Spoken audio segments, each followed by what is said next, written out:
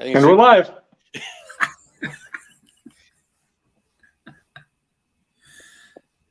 Hey, everybody.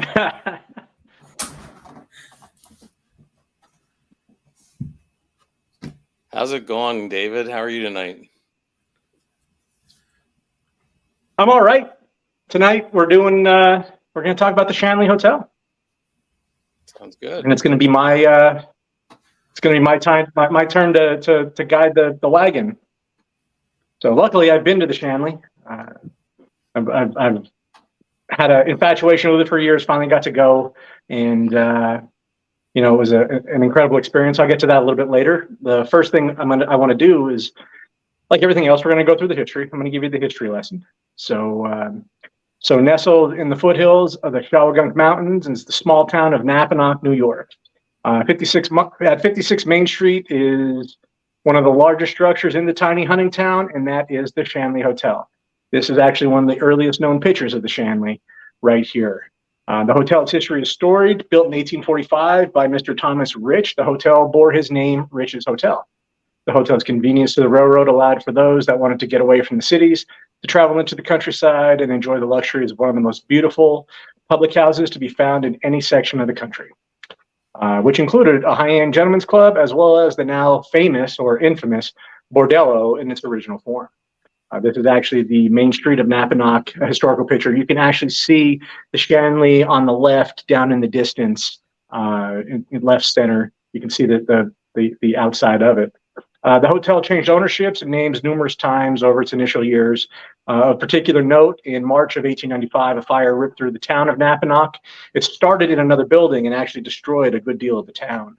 And it actually burned the Shanley what would become the Shanley to the ground. But it was rebuilt and back in operation by November of that same year. So about 8 months later, it was rebuilt into effectively what we see today of the main structure, and back in business in 8 months by then owner Adolph Wagner. 11 years later, James Shanley, an Irish immigrant and successful restaurateur and businessman from New York, purchased the hotel in October of 1906, added a few creature comforts like a bowling alley, a barber shop, which becomes key in the paranormal or in the spiritual history of the hotel later on, and a billiard room.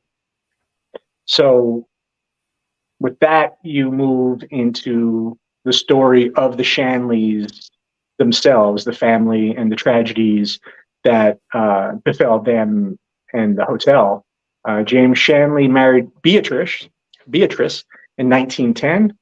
They were well loved by the communities. The Shanleys were quick to make friends, to include famous friends like Thomas Edison, President Franklin Delano Roosevelt, and his first lady Eleanor, who became a dear friend of Mrs. Shanley and actually has a room still named after her today in the hotel, because she would stay with the Shanleys at the Shanley when FDR would come up on hunting trips. Unfortunately, tragedy and the Shanley Hotel would go hand in hand moving forward. In 1912, the Shanleys had their first child, a daughter who sadly lived just shy of 6 months. They would go on to have 2 sons, but neither of which would live to see their first birthday. Beatrice's sister also lived in the hotel with them, but she would pass from influenza in 1918, around the time that Ani Booby did, as we bring it back to our residency. Tragedy at the hotel was not just confined to the Shanleys. The hotel's barber, 3-year-old daughter Rosie, that was this young lady right here. She was 3. She wandered across the road and fell into a well, where she died, and her grief-stricken family moved back to the city, and Rosie was to become one of the most famous spirits spotted in and around the hotel.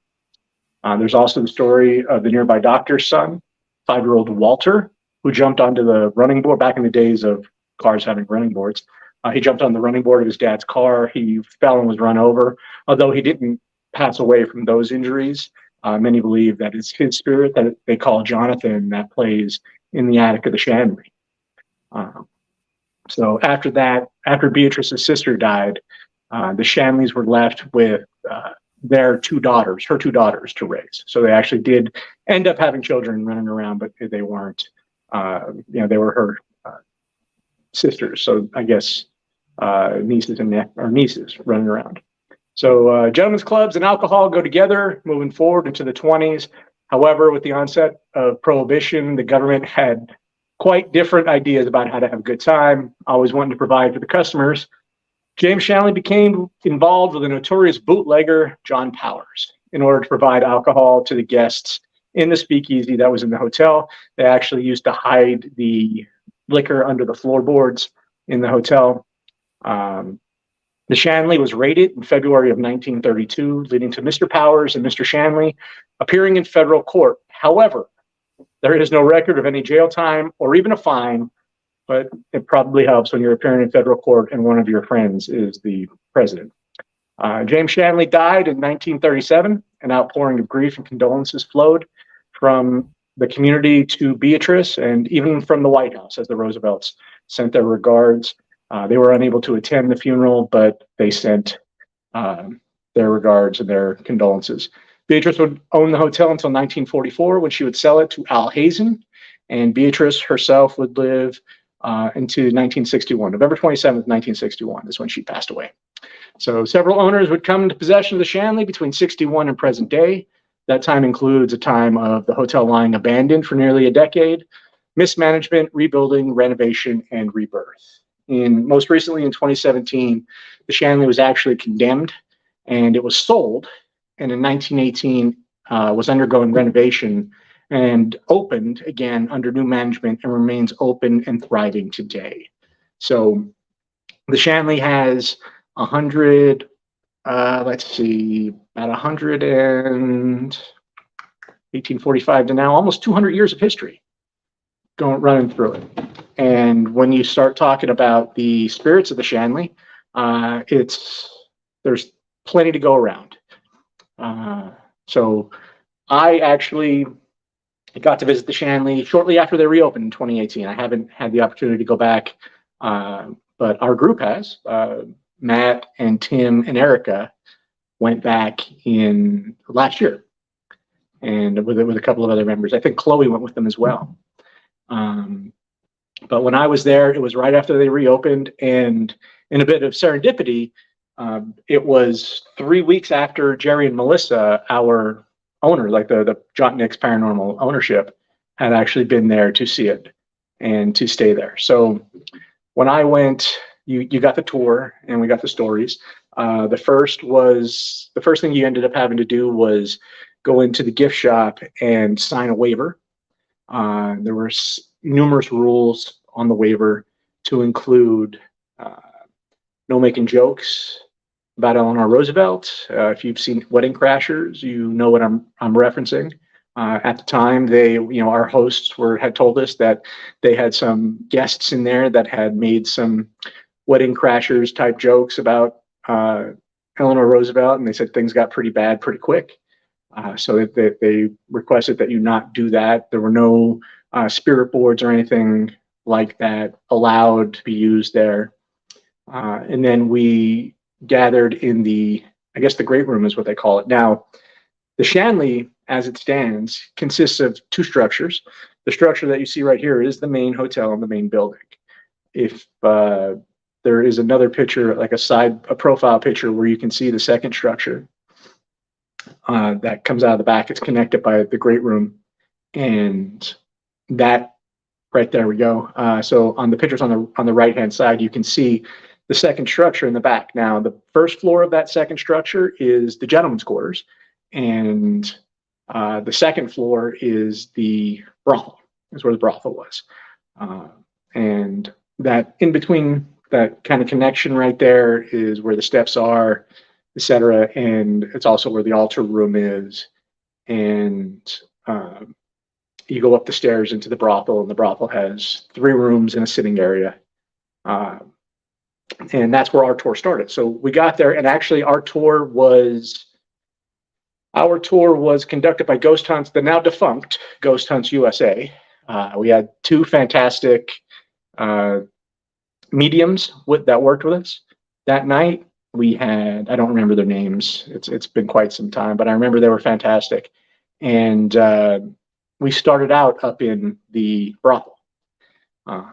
up there. They put me on Annie's bed. There's three rooms. I don't remember the girls' names, but it came with the stories. Of course, every place like this comes with its own story, or in this case, group of stories. So up there in the brothel, I remember Annie because I was put in Annie's room. Annie enjoyed men sitting on her bed, and she would touch you and was supposed to touch you, etc. And it was funny. It was my first experience with a spirit box, number one. And there was a guy there with our tour group that was periscoping, so he was live streaming everything. I'm certain if you searched it out, you could probably find it. But we were sitting there, and the young lady that I was with tried to endear herself to the spirits up there, so she let them know that she was a dancer and hoping to get some more activity from that. And I was just sitting in the bed, and they kept asking me, is she touching you? Is you feel anything? And I was like, no. And it went on for quite some time. And finally they asked, like, Annie, why aren't you touching David? Do you not like him? And through the spirit box, was the first time I've heard ever, again, it was my first experience. But through the spirit box, you have this female voice come through and say, he's an asshole. And they stopped, and they asked to repeat itself, and it actually repeated itself. And the guy that was periscoping it, he's like, "You realize you just got called a name by a spirit?" I'm like, "It probably isn't the first time, won't be the last. Let's just move on." But the story, the endearing story from up there, well, not the endearing, but the one that lived on was the story of Frank. He was the bouncer. So up in that area, you have the spirits of the girls, particularly Annie. And then you have the madam and the bouncer, whose name was Frank. I hope I'm getting all these names correct. But Frank and Annie had a relationship. Frank was African American, according to the story that we were told. He and Annie had a relationship, and then obviously back in a time when that was frowned upon, and they came for him, and he told Annie that she had to deny the relationship, or both of them would end up getting hung. She did, and he met his end in what ended up being in the backyard shortly thereafter. So he haunts his spirit is still there, protecting the girls still, and the madam's is there. From there, we moved on to the gentleman's quarters, which is a large room. And at the time, they were still going through the renovations, so heat was at a premium. And we got into it was the week of Halloween 2018, or the week after, and it was cold. You're in New York, beginning of November, end of October. We had we all got down into the gentleman's quarters, and we were warned that it would be confrontational because women weren't ever allowed in the gentleman's quarters. So through the spirit box, you heard a lot of confrontational adjectives when it came to women, and it specifically singled out the young lady that I was with, because it kept referencing the witch, and she was a practicing, she practiced witchcraft, and it was uncomfortable. And it was at that point where I saw my first shadow person. It was through the thermal. There's a picture of two wingback chairs that we had. This is in the gentleman's quarters. And, in the chair on the right, at that point, looking at, that's the great room. That's the altar room. There we go. So in the chair on the right, I noticed a temperature anomaly. It was about 55 or 60 degrees in this room, and there was a temperature anomaly of about 70 degrees in that chair. And I asked if anybody else saw it, and someone across the room had said that, you mean the black thing in the chair? So, okay, so I didn't feel like I was going insane. Then everything that we were getting was directing us towards the basement. And with the basement, it was, again, very confrontational. It was a very confrontational experience in this room. And at one point, whatever was in the chair effectively stood up and walked out. and I asked if anybody else had seen it. And again, somebody behind me confirmed that they indeed saw the black thing get up and walk out. It was dark. We had the lights off, but you can tell the difference. And so the next stop was going to be the basement. And the basement is a unique experience. I have some pictures in here of the basement, that right there. So if you look now, that the first and second pictures are, the middle picture is when you come in, you're looking at this right there, the oil canister and that chair behind it. And if you looked to the left, that extended out into the hotel, or under the hotel, and that little that's the guy periscoping actually right there. And spirit box they had set in there, and they said that they had set that in what they assessed was like an area that they thought was a portal. And I'll be honest, like standing there, at the door with the young lady that I was with, I had my arm around her, and I felt somebody pulling on my arm, and I asked, one of the mediums was standing next to me, and I asked him to stop, and he's like, "No, I'm not doing it. I got both hands in my pocket," and so that freaked me out. And then I walked down there, and I felt incredibly tired. And when I looked at the young lady that I was with, she was crying and didn't know. Finally, when she identified that she had been crying, and she asked me if I was tired because I was doing a head bob. I was like, "Yeah, I could just close my eyes and go to sleep." But one of the medium turned around and said, "Don't, like that, you don't want to."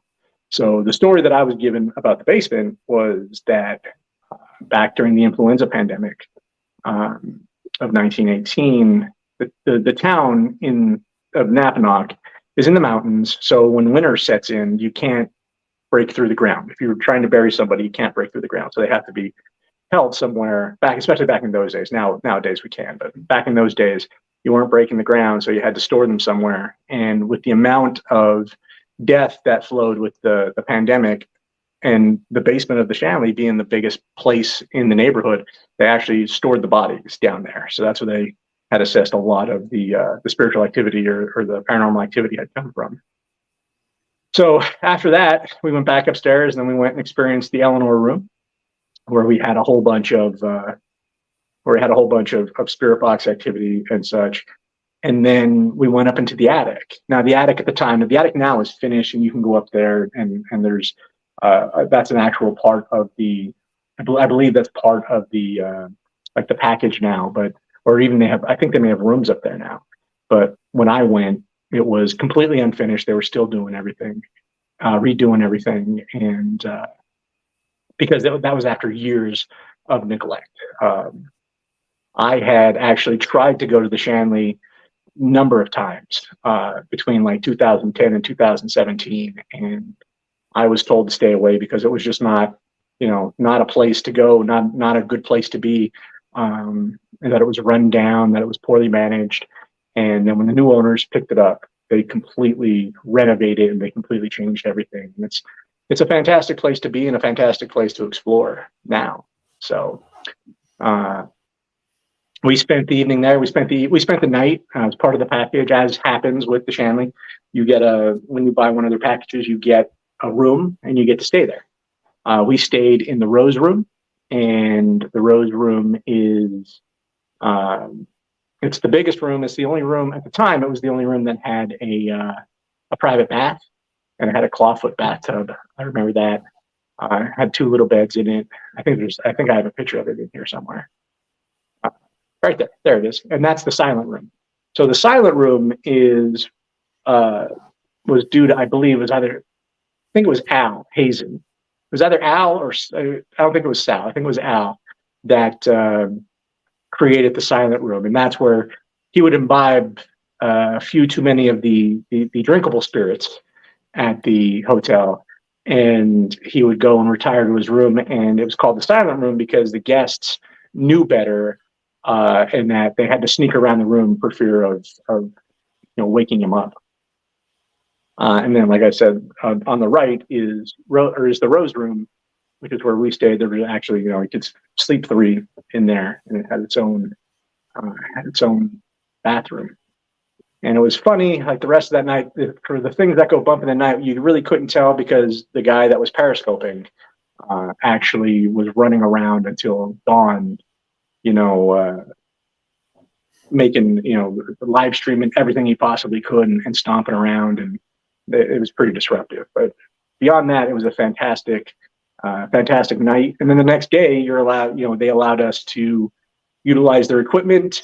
And that's when we ended up in the room past the Eleanor room. It was kind of, at the time, it was just kind of a big empty room. And it was my first time using an obelisk. And we were getting hits from James, or Jonathan, the little boy from up in the attic, but he was talking about having been run over, etc.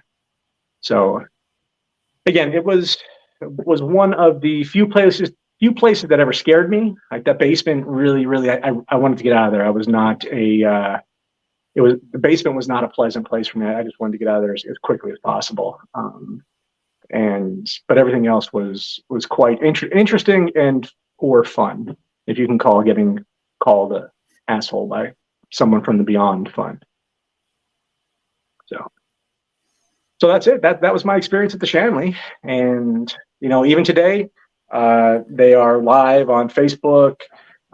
They just got notified that there's one of the big shows is coming to film there. Let's see if I can find it. But yeah, we had a great time, and that does it for the presentation. What do you guys think? Well, I see Erica had a comment here that they also had fun at the Shanley. They got REM pod activity in the working girls area with other toys going off by themselves on the bed. So I think it seems like an interesting place. I'd like to get there one of these days. Yeah, I agree with that. It's in our radius, it's not that far. From South Central PA to get to southeastern New York, it's only a couple hours, and we've driven further. So it's got to happen sooner than later. I agree with you there. With everybody else in the team going already, or most everybody going already, it's time to get there. I have a question, David, and maybe this might not be relevant anymore based on what your time there was, but how many rooms are there in this hotel?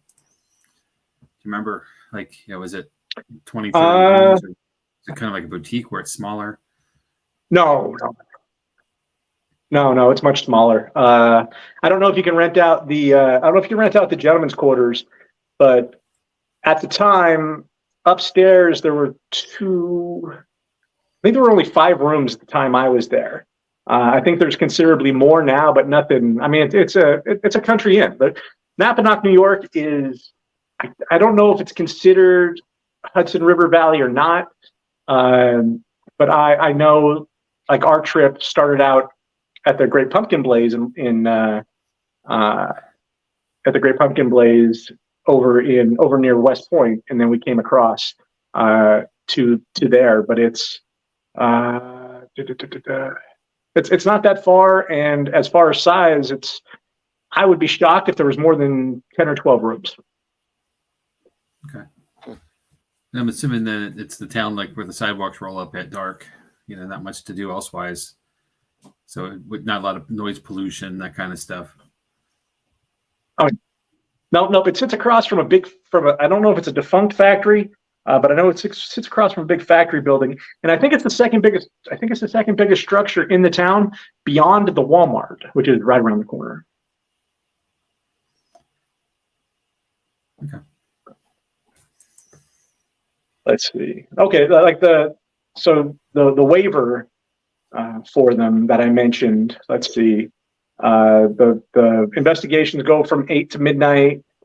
They provide the equipment. Let's see. Nobody under age 13 is permitted to be on site, or under the 18 is allowed without adult supervision. No smoking. No smudging, incense, or candle burning inside the hotel. That's a big one. No alcohol or drugs. No one under the influence. No weapons. No spirit boards. again, so it's pretty comprehensive for what it is. Oh, and you can rent the gentleman's quarters. The gentleman's quarters can sleep up to 10 guests for a flat fee of $750.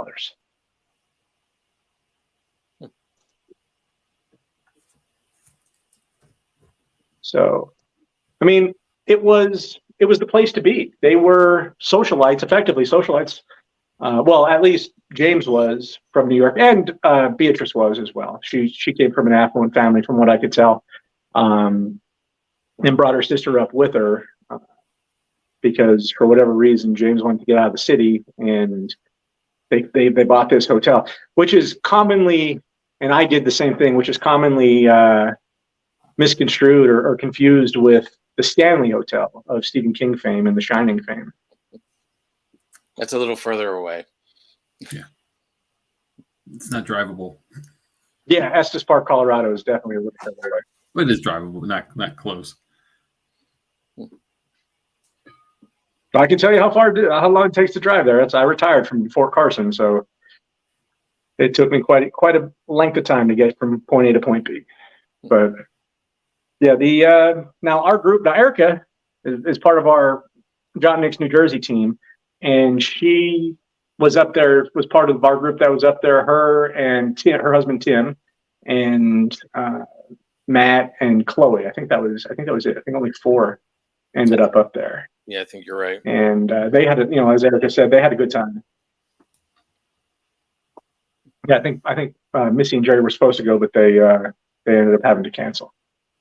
But yeah, we had just had a fantastic time up there. The bordello and just the stories that went with it, and the ownership was the ownership was the big thing, because the owner met us there that night, and at the time, I don't know if it's the same ownership, but she was incredibly engaging, and she made you feel at home, give you a chance to go shop through the gift shop, and it was very much like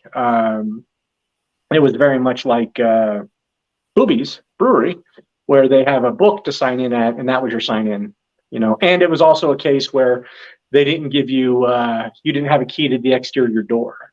So like we got there, we checked in, and then we tried to come back prior to, we went into town to eat, and we came back, we tried to get in prior to the hunt or prior to the investigation, and it was locked. We ended up having to sit on the porch until somebody showed up to let us in. Does that sound familiar? Every other Saturday. Mm-hmm. So what was your most interesting experience with that, David? I mean, you listed a couple, but which really shook you the most? Well, the basement. Like when we walked into the basement, it was something that they made us feel, that our hosts had made us feel like they never did. That you typically weren't allowed to go down the basement. And I don't know if that's true to this day or not. But when we got down there, like the interaction between the gentleman's quarters and the basement was the most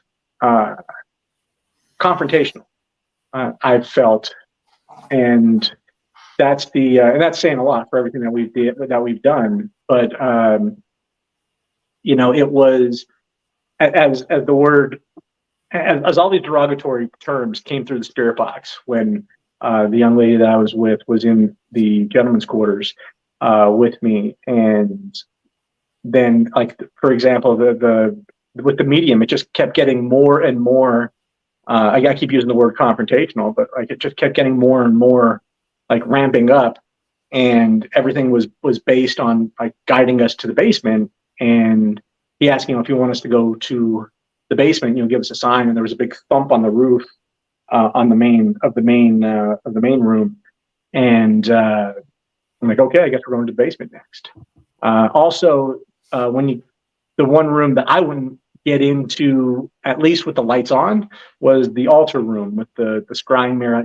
Everybody is well aware how I feel about mirrors. and like sitting there. If you, I have a picture in the camera roll of a young lady. There was only two people supposed to be in the picture, and you have a third face off of her left shoulder. People have reported, sitting there and watching themselves grow older in that room. Something happened, I think, that night that freaked somebody out in the group that I was with. I wouldn't have any part of it. You guys know how I am with mirrors, but it was. That's it. That's the picture. So the lady in the middle and the woman on the right is the one taking the picture, and there was nobody on the left. And as you can see, there's a face there, and that came from there. That came from the Shanley's Facebook. Somebody had sent that back to them, evidence that they had uncovered when they went through their camera rolls. And again, I stayed out of there. And then when we went to the basement, I remember there was a cipher lock or like a digital lock to get us down into the basement. We went down into the basement, and as soon as we walked in, it was like a palpable feeling of dread. And like I said, the young lady that I was with, not given to fits of emotion like that. Like tears were just streaming down her face. And it was, again, very confrontational between the medium and whatever we were interacting with. And then I don't remember what the culminating event was when I finally threw the flag up and I was like, I'm done, I'm out. And, I walked out, but like, it was just, again, at the time, I would probably say I was scared because I just didn't know. I didn't understand. I didn't know what was going on. And it was something else.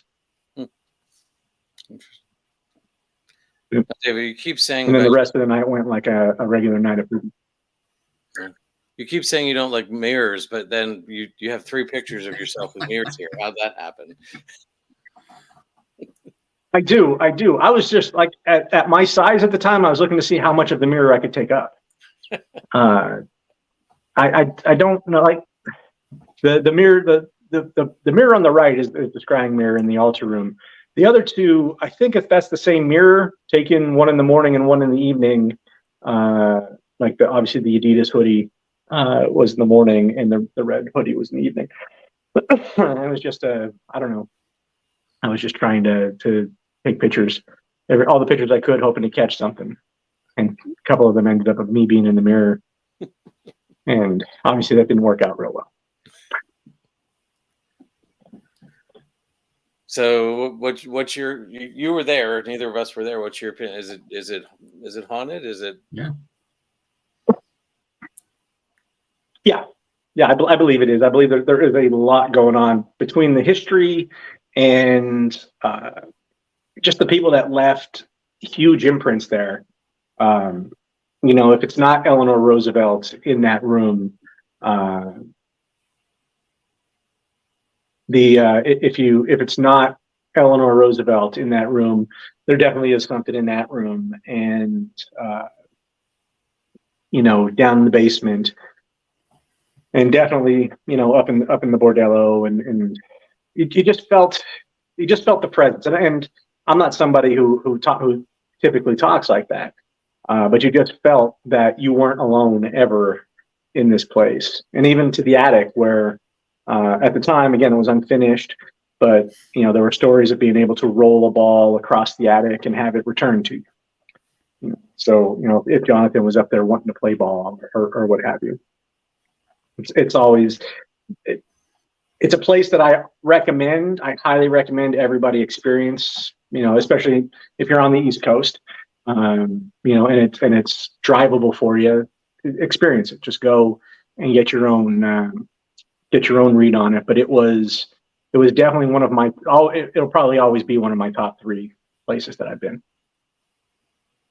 Cool. I think a lot of it too comes down to intent. I happened to catch a Kenny Biddle thing yesterday that he posted from the Shanley, or having gone to the Shanley, and he didn't have very much activity at all. But that's the way he goes into things, I would say. So.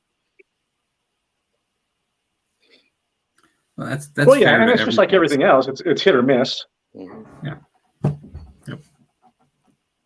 So Exactly. You know, I mean, we went to Hinsdale, which we're heading back to in August, but we went to Hinsdale. Was it last year or was it the year before? year before. I guess it would be 2 years ago now. Yeah. And I mean, when we were in Hinsdale, one of the more active places that we've reportedly gone, we got absolutely nothing. So it's hard to draw an experience on. If you get nothing, it's hard to like make a determination on a place after one visit. I mean, if you get nothing, you don't give it a second chance, or you know, because there's often a lot of factors that go into what happens if somebody, if somebody's having a bad day, if somebody's blocking, if somebody's not open to the experience. Next thing you know, that could be a deciding factor in whether or not you get something.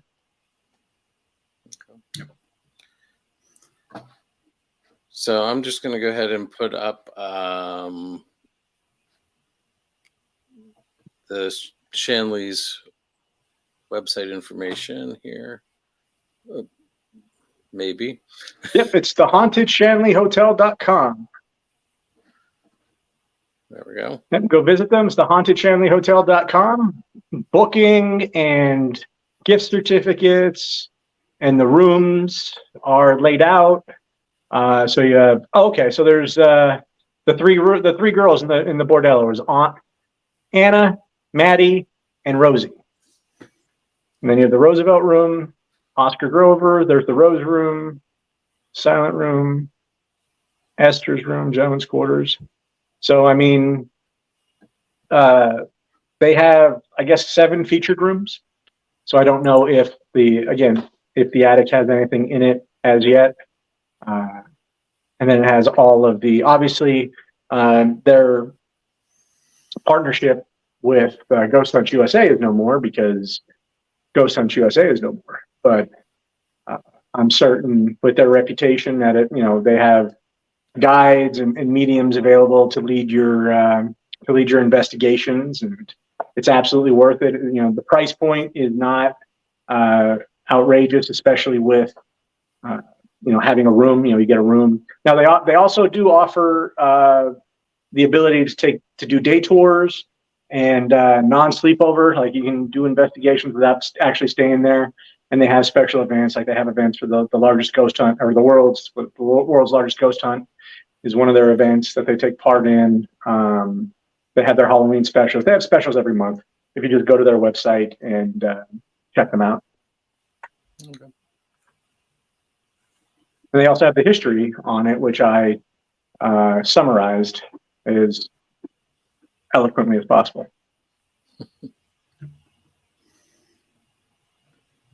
I guess that's it for the Shanley. It's a great place. It's a really has a really colorful history. 100 almost 200 years of history. So just go experience it. Okay. Yeah, I think you did a nice job with the history, David. You filled in a lot of blanks for me, so I appreciate that. Yeah. Absolutely. Yeah, me too. Thank you.